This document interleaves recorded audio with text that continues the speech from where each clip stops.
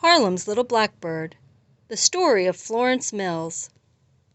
Written by Renee Watson and illustrated by Christian Robinson.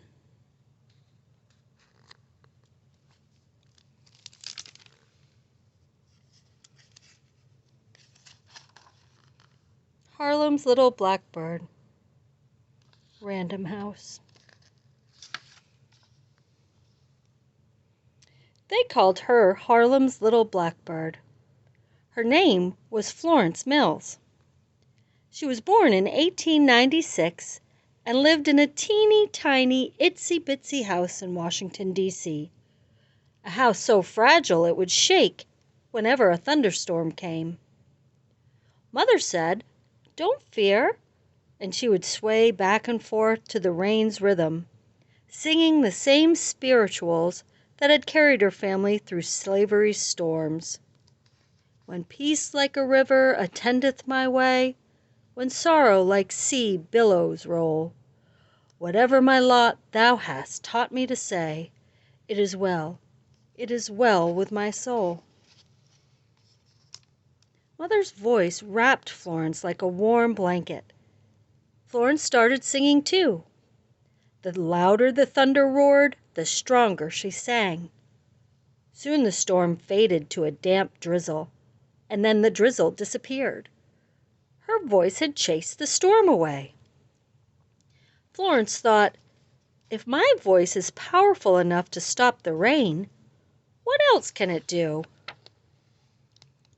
It wasn't long before Florence found out. On the playground at school, she would sing and dance. Her friends would stop playing just to listen. Whenever music would play, Florence's hands got to waving, her hips got to shaking, and her feet strutted and glided across the pavement. The cakewalk is what they called it. Everyone was cakewalking, but Florence did it best. Her feet were like wings fluttering in the air. Soon, Florence was cakewalking and singing in contests all over town. She won many medals. Florence had a hard time paying attention in school. Instead of listening to the teacher, she would stare out the window. The sky became her stage, and she was a star, singing and dancing for the world. But wishing couldn't change the fact that she was just Florence Mills, the daughter of former slaves, living in a teeny tiny itsy-bitsy house. Word danced around Washington about the little girl with big talent. Florence was invited to perform at a fancy theater. The night before the show, she practiced her routine over and over.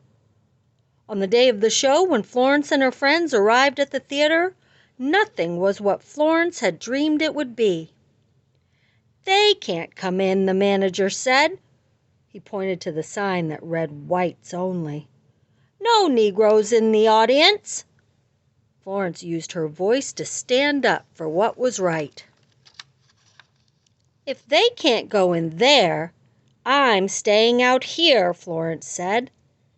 And with her hands on her hips and her head held high, she walked away.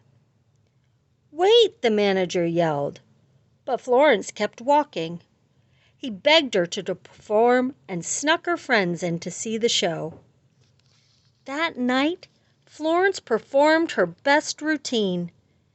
Everyone stood and clapped.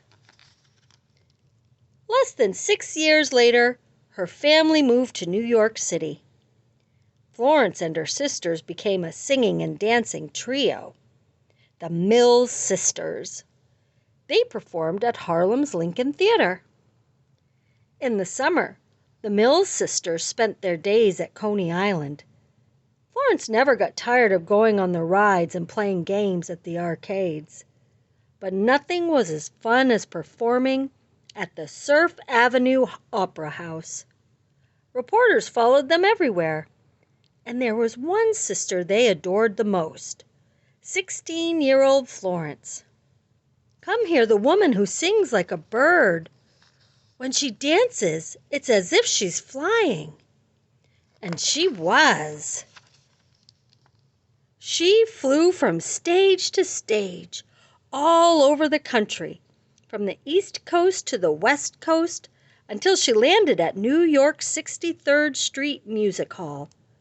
It was 1921, and Florence won a role in Shuffle Along. The sold-out show introduced jazz to white audiences. Each night, Florence gave her best. Every part of her body danced. Her eyelashes fluttered. Her fingers wiggled. She whirled around and boogied down. Night after night, she gave the audience a hand-clapping, foot-stomping good time.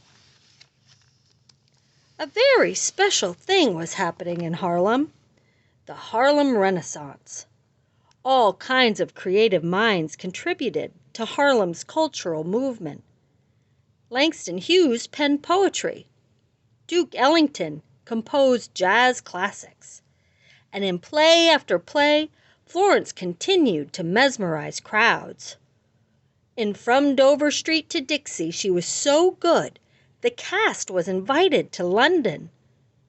Florence was excited to travel overseas. But not everyone welcomed her. When she boarded the ship, the white passengers refused to eat in the same dining room as Florence and her troupe.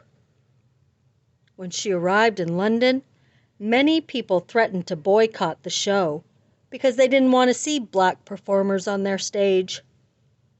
On opening night, Florence took a deep breath, opened her mouth, and sang one note, then another, and another. The audience was amazed. Each night when Florence stepped on stage, the audience cheered before she even opened her mouth. She was an international star. And Florence thought, if my voice can take me around the world, what else can it do?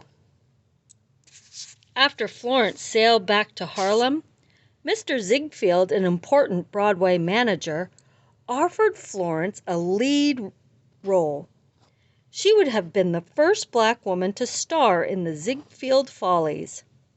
It was every performer's dream, but she turned it down. Instead, she chose to use her voice in shows that gave unknown black singers and actors a chance to perform on stage. Florence became the leading lady in Dixie to Broadway. 100 lights shined on the marquee, flashing her name.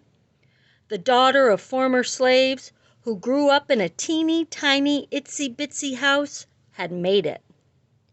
Florence wanted to use her voice for more than entertainment.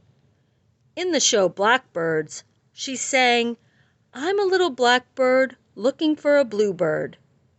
It became her favorite song to perform, a cry for equal rights. "Though I'm a darker hue, I've a heart the same as you. For love I'm dying, my heart is crying. A wise old owl said, keep on trying. I'm a little blackbird looking for a bluebird too." The show was such a hit that Florence was invited to London again. This time she was welcomed by photographers and news reporters, and she was invited to many parties. After her performances, Florence disguised herself so no one would recognize her. She went to hospitals to deliver flowers to patients, and she walked along the Thames River giving money and food to beggars. Florence kept giving and dancing and singing until she was too exhausted to perform anymore. She became very ill and returned to Harlem to receive treatment from her doctor. But there was not much her doctor could do. On November 1st, 1927, Florence's song came to an end. More than 150,000 mourners flooded the streets of Harlem to say goodbye. Letters, telegrams, and flowers were sent to the family from all over the world. People who had a lot and people who had little Politicians and entertainers, whites and blacks, gave tribute to Florence Mills. Even blackbirds came. Hundreds of them were seen hovering nearby. Florence's dream lives on in the singers and dancers who came after her. It lives on in the heart of every boy and girl from a teeny tiny, itsy bitsy place who dreams of doing great, big, gigantic, enormous things.